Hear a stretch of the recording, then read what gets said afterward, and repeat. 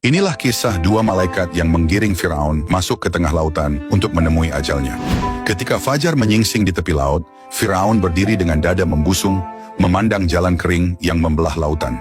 Bani Israel telah menyeberang, namun di hati Firaun muncul keraguan sesaat.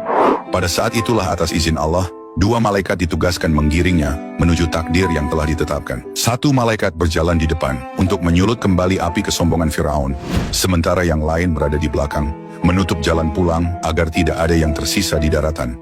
Malaikat di depan membisikkan keangkuhan ke dalam hatinya. Bukankah engkau raja yang tak terkalahkan? Laut ini pun terbelah di hadapanmu. Firaun tersenyum congkak.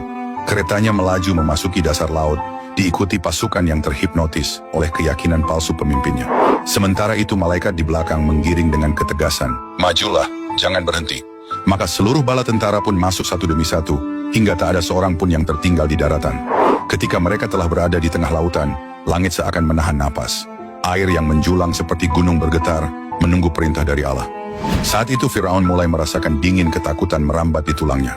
Jalan kering di bawah roda keretanya mulai basah, dan suara gemuruh air mengisi udara. Barulah kesadaran itu datang terlambat.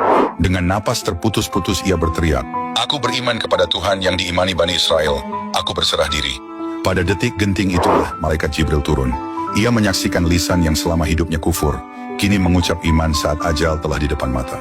Dalam sebuah riwayat, Jibril takut Firaun memperoleh rahmat di saat yang tak layak, padahal ia telah melampaui batas.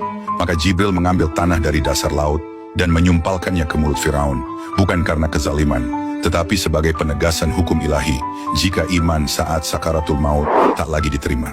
Sekejap kemudian, perintah Allah datang. Laut kembali menyatu.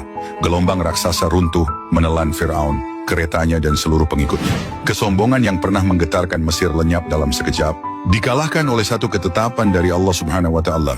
Dari kisah ini kita belajar bahwa tobat tidak bernilai jika datang saat semuanya telah terlambat. Firaun mengenal kebenaran, melihat tanda-tanda kekuasaan Allah, namun menundanya hingga ajal menjemput. Maka jangan menunggu saat napas telah sesak dan kesempatan telah tertutup. Bertobatlah sekarang, selagi hati masih bisa tersentuh dan waktu masih Allah pinjamkan, karena rahmatnya luas, tetapi ajal tidak pernah menunggu.